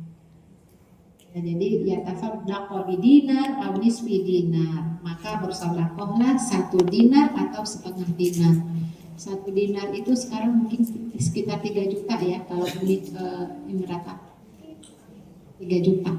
Kalau setengah dinar 1,5 juta. Wow. Gimana tuh bayarnya? Ya kan dulu ada qadhi, ada hakim pengadilan. Dulu tuh imannya para suami itu benar-benar jujur. Ketika ada satu ayat yang mereka langgar, itu langsung ke hakimnya. Saya sudah pengakuan dosa, saya sudah berdosa, tadi campur istri, belum mandi dia, apakah kafarahnya? Tergantung pengadilannya. Kalau pengadilannya menetapkan sanksi, ini dia nih. Istilah ulama dalam menentukan kafarahnya, ada yang kamu punya budak, merdekakan. Lah nggak punya budak gimana? Bayar 1 dinar, 1 dinar 3 juta ya kurang lebih ya. Hah? Sekarang 12 juta? Astagfirullahaladzim. Itu Arab apa? Uni Emirat Arab. Kalau setengah dinarnya dia 6 juta 100. Masya Allah. Angkat ya, Masya Allah. Nah jadi ini sampai juta-jutaan loh. Nah imannya para suami terdahulu itu iman yang jujur. Ketika dalam masalah kamar melanggar Al-Quran, mereka jujur datang kepada pengadilan, hukumlah aku. Beda dengan imannya orang sekarang. Para suami sekarang tuh ada yang sudah sampai berzina, diam-diam aja dia. Ya Allah, astagfirullahaladzim ya. Nah jadi ini padahal itu kan masalah kamar ya, masalah suami istri nggak ada yang tahu, hanya Allah yang tahu. Nah karena itulah kan memberatkan, mungkin ada yang memberatkan, makanya akhirnya mayoritas ulama berpendapat suami hanya diwajibkan bertaubat dan beristighfar saja dan tidak mengulangi perbuatannya. Dapat duit itu makan aja susah gitu ya. Ya kalau udah susah makan ya jangan campuri istrinya dong sebelum mandi. Nah itu ya Masya Allah ya, ada sanksinya. Itu kan aturan-aturan yang Allah tetapkan buat kita, karena kita ini hidup di bumi Allah sesuai dengan aturan. Apa sih yang gak diatur dalam Islam? Semuanya diatur. Makan aja diatur pakai tangan kanan kan, masuk kamar mandi pakai kaki apa, keluar tuh semuanya diatur, karena memang kita diciptakan Allah di muka bumi untuk beribadah.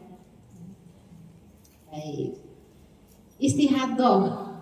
Istihadah itu bukan haid, bukan nifas. Jadi disebut darah penyakit. Sebab keluarnya tidak pada masa haid dan tidak pada masa nifas. Wanita yang mengeluarkan darah istihadah dinamakan mustahadah. Ini istihadah. Jadi bisa jadi darah yang keluar itu adalah istihadah, bukan haid. Ya kalau kita sudah punya kebiasaan yang tetap, ya. Baik, untuk mempercepat saja ya, saya akan bahas ini nih. Ini kalau lagi haid, lagi mustahadah itu, di mana nih keluar darah terus? Ya udah, kalau mau sholat kita baru berwudu, bersihkan pakaian dalam semuanya, ganti ya semua pembalut dan segala macam, langsung segera kita sholat ya, habis wudu langsung sholat, pokoknya semua bersihkan. Itu bagi yang istihadah. Baik, apalagi ya, Kita cepet-cepet karena waktunya ya. Ini para muslimah sahabiyat. Dalam hadis-hadis ini kenapa ada nama-nama sahabiyat? Karena berdasarkan hadis-hadis yang terkait dengan istihadah. Jadi banyak juga tuh sahabiyat yang mustahadah di masa Nabi. Zainab, ada 2 Ummul Mukminin, ada binti Ummu Salamah, Zainab itu semuanya diantaranya ya. Apalagi sekarang paling banyak kali, makanya kita harus tahu ini darahnya darah apa nih, istihadah atau tidak. Baik, lanjut ya. Mandi udah tahu kan mandi ya? Mau mandi nggak? Ibu-ibu udah mandi belum? Bu, mandi yang tidak keramas bukan mandi namanya.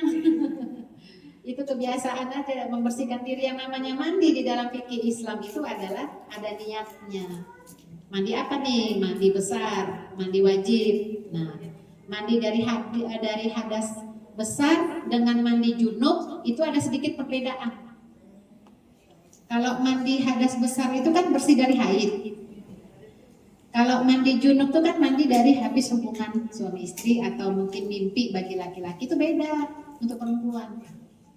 Kalau mandi hadas besar setelah haid itu rambut, kalau yang punya rambut panjang nih, khusus yang rambutnya panjang, yang sampai ke pantat ke apa gitu, yang rambutnya tebal itu panjang, itu kan agak repot kalau mandi ya Bu ya.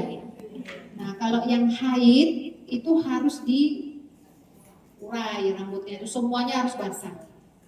Tapi kalau yang mandi junub, yang rambutnya panjang tebal, itu boleh disanggul. Yang dibasahkan tuh yang bagian kepala aja, rambut bagian kepala. Yang sanggulnya nggak perlu dibasahin. Beda ya? Iya lah beda. Kalau yang mandi haid kan cuma sebulan sekali. Kalau yang mandi junub, ya kalau kerajinan setiap hari ya. Kalau kerajinan setiap hari, paling nggak seminggu berapa kali, kan repot banget rambutnya panjang. Nah itu keringanan bagi perempuan. Kalau perempuan sekarang mah ribet, potong pendek. Kalau potong pendek semuanya basahin ya. Nah, sunnah mandi yang dilakukan oleh Rasulullah SAW itu beliau mulai dengan cuci tangan dulu. Ya, cuci tangan. Mulai dengan cuci tangan. Niat itu sudah ada ya, cuci tangan. Kemudian membersihkan kemaluan. Istilah bahasa Jermannya cebok. Mencuci kemaluan, lalu berwudu, ya wudu sebagaimana kita mau sholat. Ya. Setelah itu ada yang menyebutkan dalam hadis lain kakinya ditangguhkan, hanya wudu dulu. Setelah itu ambil air dan siram kepala itu yang 3 kali tapi rata. Kalau pakai gayung gitu 3 kali ya. Setelah itu baru guyur ke seluruh badan, tapi yang kanan dulu, kanan yang rata, baru yang kiri rata, terakhir kaki selesai. Jadi mandi model begini kita sudah bersih dari hadas besar, bersih dari junub. Nah masalahnya kan pakai sabun sampo. Nah itu urusan lain tuh sabun sampo. Kalau mandi model begini itu paling 5 menit 10 menit aja. Apalagi pakai shower ya. Dari shower itu kan kita udah mulai wudhunya di situ, kemudian pala yang starter. Udah selesai, kaki udah selesai. Nah itu boleh dipakai di bulan Ramadan buat ibu-ibu. Daripada berjunub ya, karena orang yang junub tuh malaikat nggak masuk ke rumahnya. Jadi malam hari udah selesai langsung kayak gitu mandinya. Ya udah selesai. Sabun sampo nanti aja besok pagi kalau mau ya. Jadi nggak pakai harus sabun sampo. Nah mungkin ada pertanyaan begini, apakah setelah mandi harus berwudu? Ini suka ada pertanyaan kayak gitu. Kalau mandi model Rasulullah seperti ini nggak perlu wudu lagi, sudah include wudu. Tapi kalau mandi model kita yang sabun, sampo, gosok sana, pegang sini kan habis lagi mandi kan juga buang air kecil kan? Ya udah wudu lagi dong habis itu. Ya, masya Allah, ringan banget tuh syariat ya. Nggak harus sabun sampo tuh nggak harus. Itu untuk kebersihan aja tuh, nah besok aja. Yang penting terlepas dari status berjunub atau berhadas besar. Qadha sholat kita udah bahas ya. Wajib mengqadha sholat apabila haid datang beberapa saat setelah masuk waktu sholat dan cukup baginya untuk mengerjakan sholat tersebut. Dikerjakan setelah suci dari haid. Mazhab Syafi'i beserta jumhur ulama berpandangan bagi wanita haid yang telah suci dan mendapatkan waktu yang mengharuskan yang sholat asar untuk mengqadha sholat zuhur pula. Maksudnya apa? Maksudnya gini, ketika kita bersih, walaupun di bulan Ramadan misalnya kan kita haid, kan kita nggak puasa berarti hari itu kan? Terus bersihnya tuh zuhur, ya udah mandi.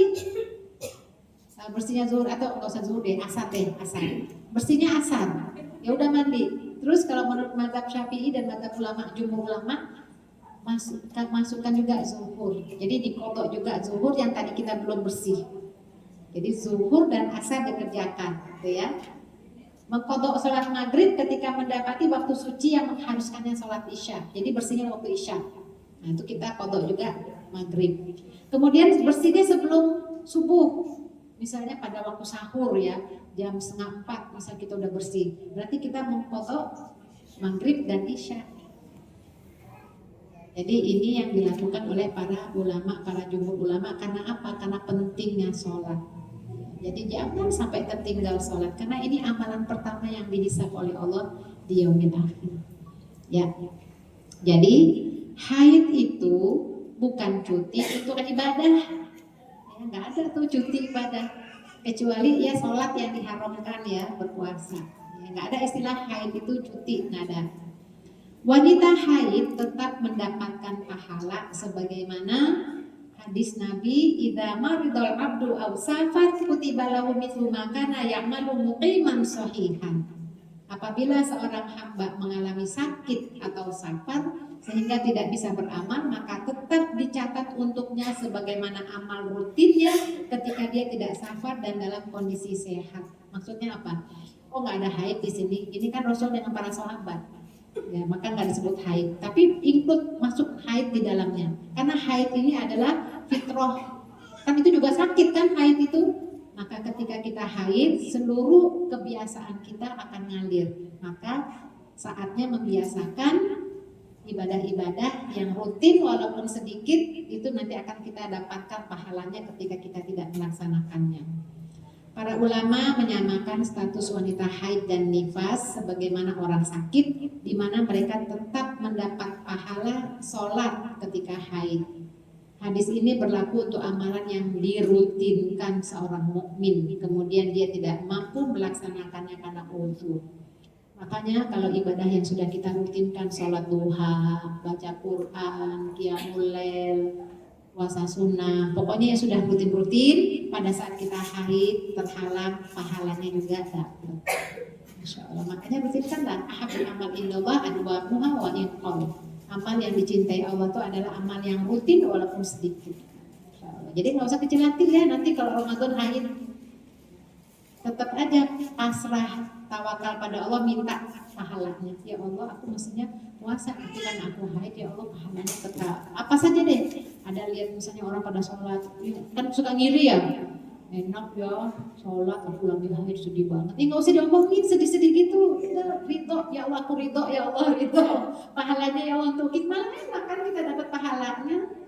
Masya Allah. Cari amal-amal ibadah yang lain yang tidak diharamkan. Misalnya apa? Membantu, memberikan, menyiapkan berbuka bagi orang yang berpuasa. Oh, pahalanya dapat tuh pada puasa kan? Banyak peluang amal insya Allah. Ya, jadi hadirkan niat dan tekad dalam setiap amal ibadah, perbuatan dan pekerjaan, itu sama nilainya, ibadahnya itu sama nilainya ibadah juga. Yang penting niat. Misalnya gini ya, dari bulan Rajab ini kita udah berniat, ya Allah aku niat berpuasa Ramadan. Kan nanti kan kita doanya Allahumma barik lana fi Rajab wa Sya'ban wa balighna Ramadan. Ya Allah berkahilah kami di bulan Rajab, di bulan Sya'ban, di bulan Ramadan. Terus kita niat, ya Allah aku niat di bulan Ramadan itu akan beramal yang optimal, akan puasa Ramadan, akan menghatamkan Quran, terserah berapa targetnya, 10 kali khatam, akan menghafal Al-Quran misalnya juz berapa gitu ya, akan mengajarkan, akan ini, akan itu, pokoknya udah niat, ya Allah aku niat nanti di bulan Ramadan begini. Ternyata ajalnya nggak sampai Ramadan, akhir Rajab meninggal, pulang ke pangkuan Allah, ke hadirat Allah, pahalanya dapat walaupun tidak sampai umurnya di bulan Ramadan.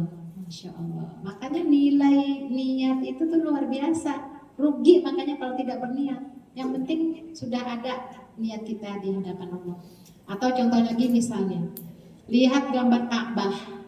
Ya Allah, kapan ya ke situ? Jangan begitu, ya Allah kapan begitu? Niatin. Ya Allah, aku niat ya Allah.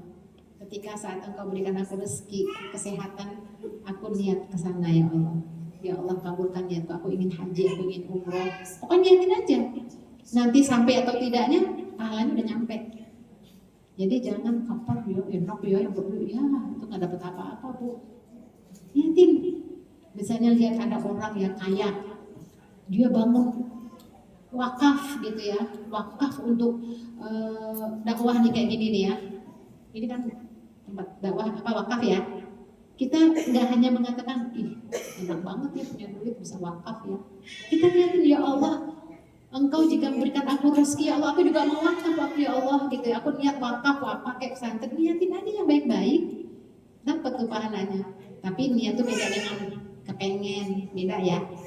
Misalnya haji tadi ya, pengen deh ya Allah aku niat mau haji, niatnya tapi nggak nabung. Kalau udah niat nabung dong, tapi nabungnya jangan diambil uangnya, ada khusus untuk haji. Kan bisa tuh, paling tidak tuh ya nabung dulu yang sampai 25 juta itu ya, agar dapat porsi dan nabung itu dulu. Nah itu udah berarti niatnya benar. Cuman kalau kepengen doang tuh beda, ngomong doang gitu ya. Niat tapi itu omdo namanya ya. Baik. Maka dari Yahya Ibnu Katsir, ta'allamun niyah fa innahu ablaq minal amal. Pelajarilah masalah niat. Niat itu lebih besar dampaknya dari amal itu sendiri. Wallahu a'lam bishawab. Barangkali cukup sampai di sini pembahasan kita. Kita sudah punya wawasan insya Allah ya. Jangan berkecil hati ketika terhalang untuk menunaikan ibadah-ibadah di bulan Ramadan. Insya Allah semuanya berpahala. Sejauh mana kita bisa manfaatkan. Intinya kita hanya tidak melaksanakan ibadah yang dilarang, tapi boleh melaksanakan ibadah-ibadah selain itu. Wallahu a'lam bishawab. Baik.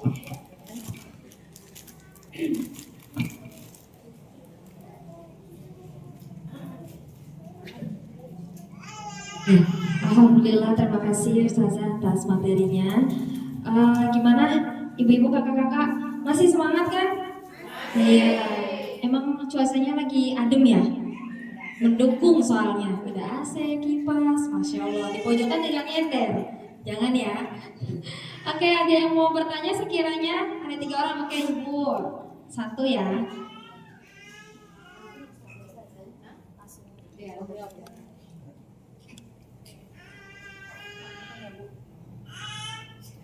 Bismillahirrahmanirrahim. Assalamualaikum warahmatullahi wabarakatuh. Masya Allah menarik sekali ya Ustazah. Saya mau bertanya tentang jarak masa suci antara 2 haid. Tadi kan di sini sebenarnya sudah menjawab beberapa pertanyaan yang agak mengganggu selama ini kalau ada pertanyaan dari anak remaja. Kebetulan anak saya SMA dan SMP gitu ya. Jarak maksimal tidak ada batas, tapi minimal itu menurut mayoritas ulama adalah 15 hari, ada juga yang berpendapat 13 hari. Saya bertanya bodoh nih Ustazah, maaf ya. Jaraknya itu misal kita hitung setelah selesai haid atau dari haid pertama. Kalau kita hamil itu kan Ustazah haid pertamanya dihitung ya. Gitu. Kemudian karena anak saya yang nomor 2 itu haidnya itu banyak Ustazah. Tadi yang Ustazah sebutkan awal sama akhir. Saya pikir normal karena saya juga dulu waktu awal-awal haid seperti itu. Jadi sebulan itu bisa 2 kali. Tapi hitungannya pokoknya 2 pekan kan, saya sederhananya dulu begitu. Cuman Umi saya baru 10 hari selesai haid tapi sudah haid lagi, terus darahnya gimana? Darahnya hitam Umi kayak haid, jadi dia agak gimana gitu ya Ustazah ya. Saya bilang saya coba mencari beberapa referensi, kalau melihat darahnya sih sepertinya darah haid deh, kalau istiadah gimana ya. Saya jadi agak gimana ya Ustazah, jadi bingung dengan keterbatasan ilmu saya. Jadi saya minta tolong sama Ustazah dibantu itu seperti apa kalau kasusnya seperti itu, misal baru 10 hari suci kemudian haid lagi tapi ya itu darahnya hitam dan deras seperti haid ini ya, karena memang anak ABG ya masih SMP. Haidnya ya lumayan lama juga, tipenya itu seminggu lebih, 7 hari lebih gitu. Tapi itu kemarin ya Ustazah ya. Kalau sekarang alhamdulillah sudah normal gitu. Itu aja ya Ustazah. Baik, Assalamualaikum warahmatullahi wabarakatuh. Waalaikumsalam warahmatullahi wabarakatuh. Langsung jawab ya. Jadi memang untuk yang masih baru-baru mustahadoh, orang anak-anak yang istihadoh yang di awal-awal itu memang ada kriterianya ya. Nah jadi tadi pertanyaannya hitungannya itu yang 15 hari atau 13 hari itu di akhir atau di awal? Kalau lagi hamil itu kan dokter itu dari awal. Nah itu memang ada dua pandangan ulama berbeda. Karena ini masalah fikih kan, masalah fikih itu pasti ada perbedaan. Nah, sebagian ulama menghitungnya tuh di akhir. Dari akhir misalnya haidnya 10 hari, dihitung dari 10 hari terakhir itu jadi tambah lagi 13, berarti 23 gitu ya, baru dapat. Nah, yang selain ulama yang lain mengatakan di awal. Berarti di awal berarti kalau jaraknya itu 15 hari misalnya kan berarti 5 hari kemudian sudah haid lagi kan? Ya kan 5 hari lagi, jadi artinya berarti ini rapat sekali gitu. Kalau 15 hari yang harinya 10 berarti udah. Nah jadi kebanyakan memang ulama berpandangan tuh di akhir. Mungkin beda dengan kehamilan, penghitungan kehamilan dari hari terakhir ya. Tapi ini kan masalah ikhtilaful fuqaha ya. Nah paling tidak begini, ini karena masih baru-baru pasti tidak ada yang normal. Jadi kalau misalnya 10 hari sudah haid lagi dan warnanya seperti warna darah haid, ya berarti itu memang haid.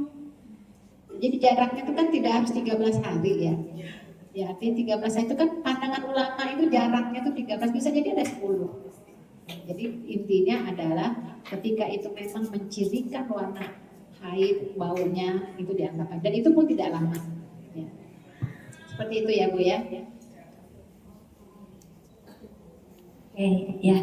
Bagaimana Ibu jawabannya? Ya. Oke, alhamdulillah ya. Oke, ada dua lagi penanya. Oke, 1, 2, udah. Jadi udah pas 3 ya.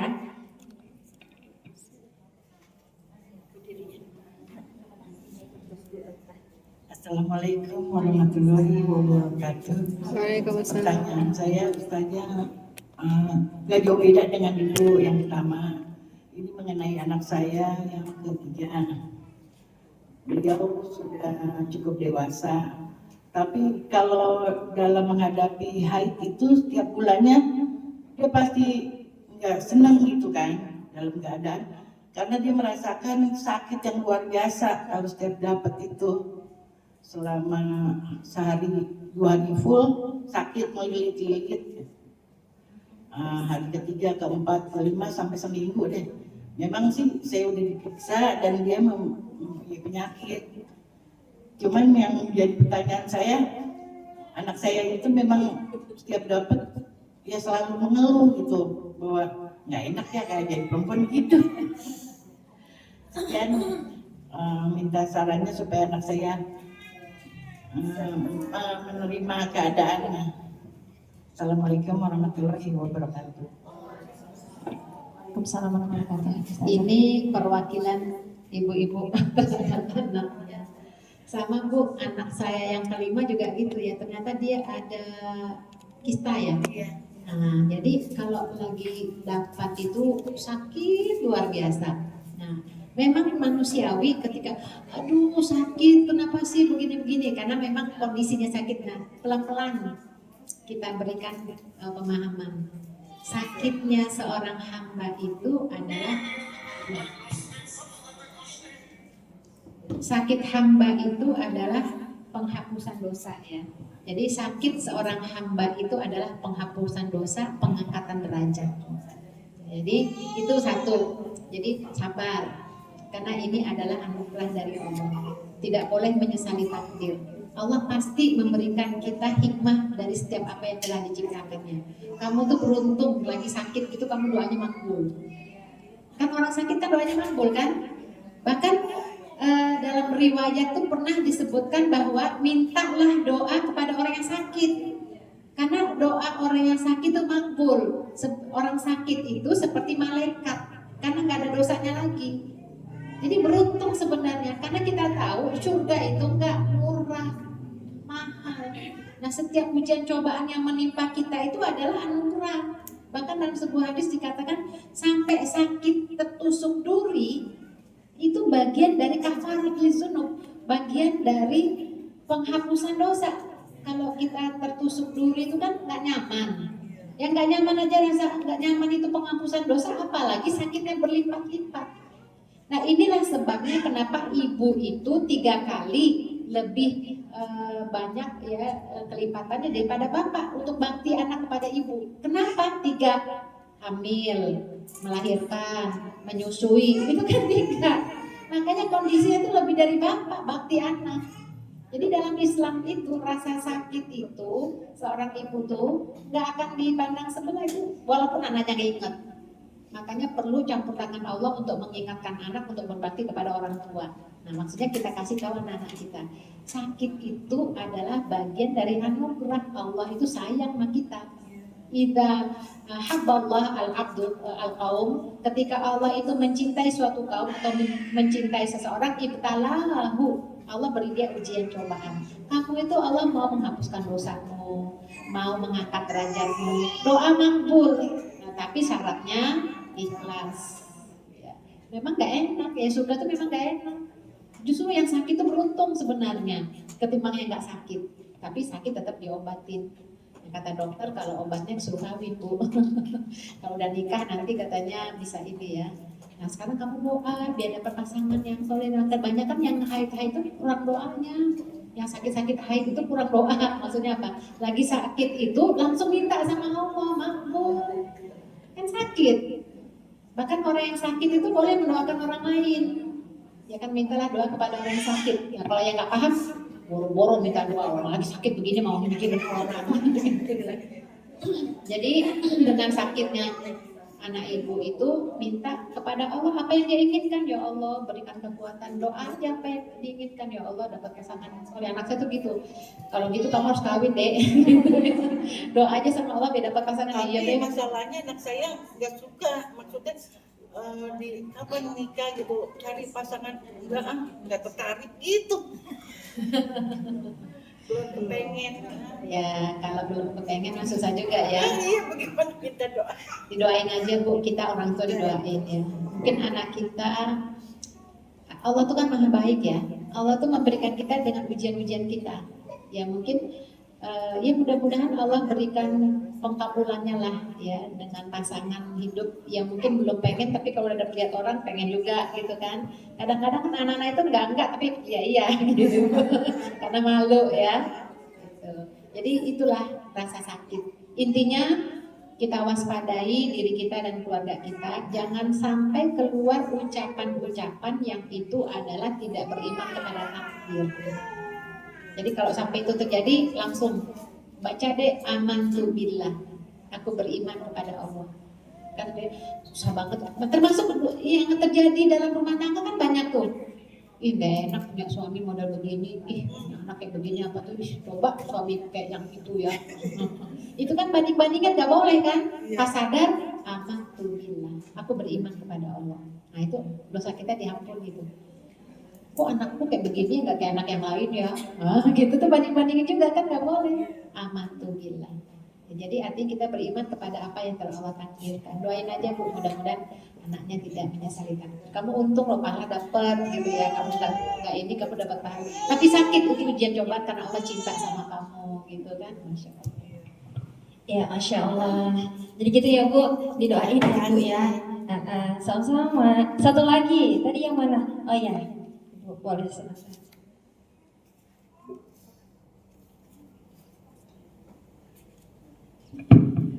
Ya, Bismillah. Nama saya Putri dari Purgading. Ustazah, saya mau tanya tentang premenopause nih. Saya lagi ngalamin ya. Jadi usia saya 52 tahun. Ramadan kemarin itu saya 2 kali haid depan belakang. Saya itu kalau haid 8 hari sampai 12 hari. Nah itu jadi kena haid 8 hari di awal sama 8 hari di belakang. Sebelumnya berapa hari? Biasanya 8 sampai 12 hari. Oh, jadi sebelumnya itu pakai ini enggak? Pakai 8 harian. pakai spiral enggak? Enggak. Nah itu sejak melahirkan juga setelah melahirkan tetap segitu gitu 8 sampai 12 hari. Nah jadi kan saya puasa cuma 14 hari bersih. Nah dari dari 8 hari akhir Ramadan itu sampai Syawal full darah semua.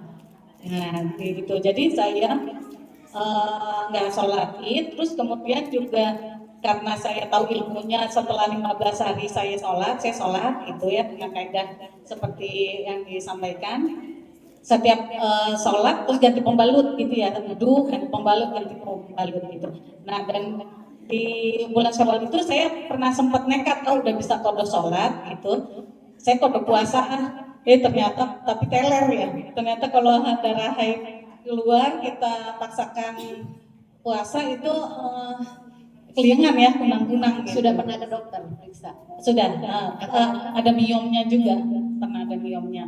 Nah, tapi setelah bulan Syawal itu sudah bersih sampai hari ini 4 bulan itu udah belum pernah haid lagi gitu. Nah, ini jadi saya terima ilmu baru bahwa tapi siap-siap haid lagi berarti ya, masih ada kemungkinan sampai umur 60 tahun gitu ya.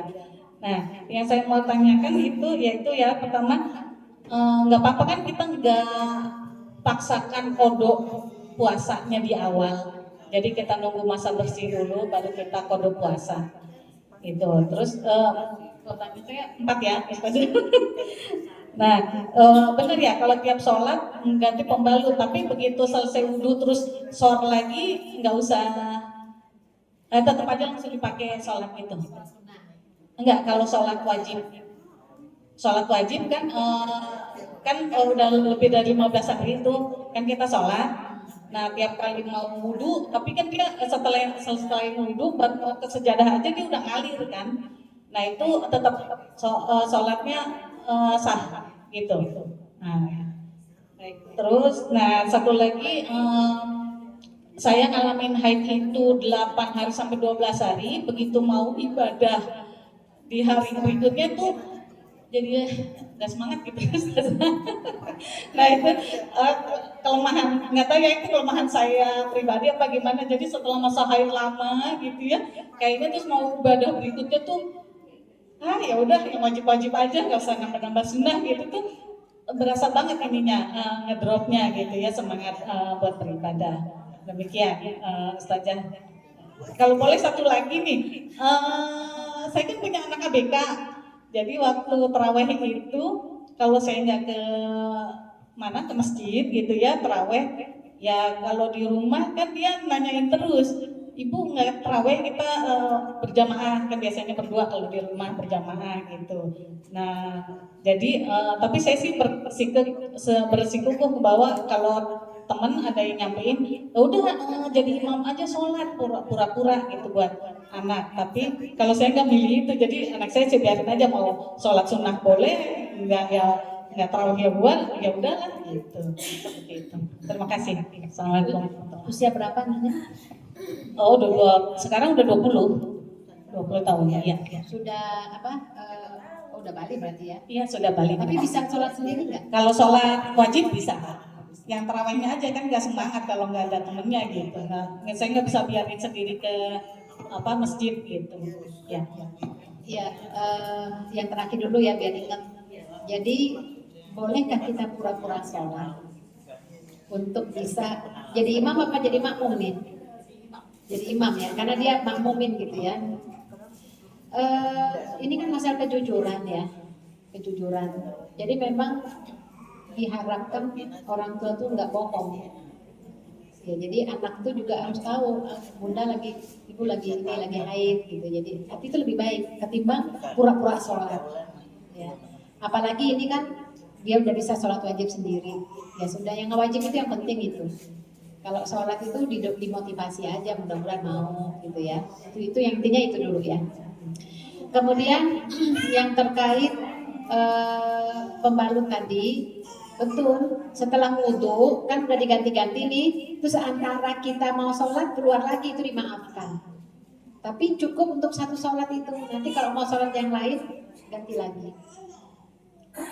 Berikutnya terkait dengan apa lagi tadi? Oh iya, kalau untuk kodok puasa itu fleksibel ya, tergantung kondisi kita.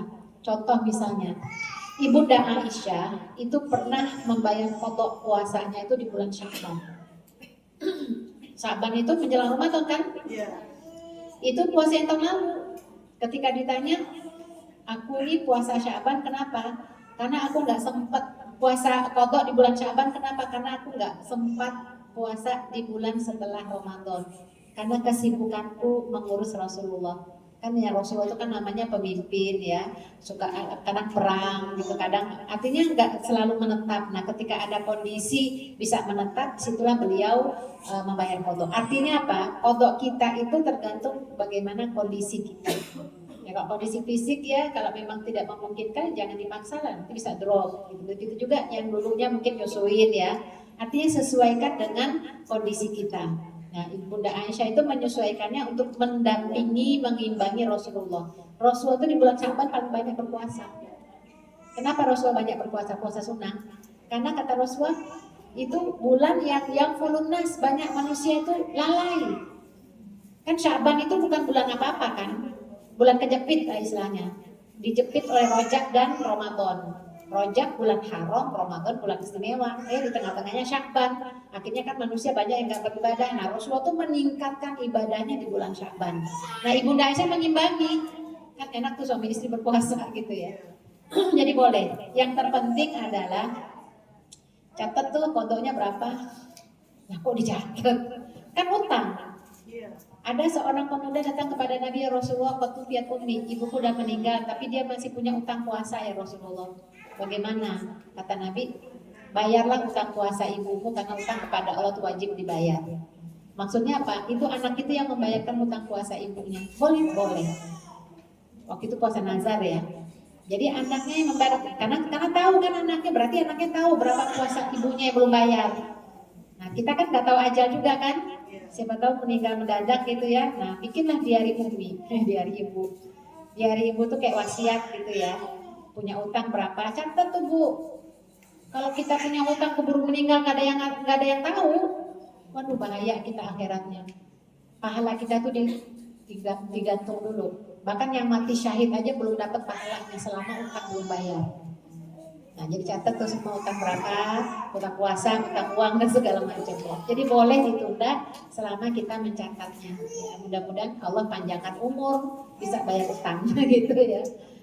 Allah bisa Pak. Baik, alhamdulillah untuk pertanyaan sudah berakhir, sudah 3 pertanyaan sudah dijawab oleh Ustazah. Alhamdulillah, terima kasih Ustazah atas materi yang disampaikan. Semoga materi ini kita bisa aplikasikan ya Bu ya, tentang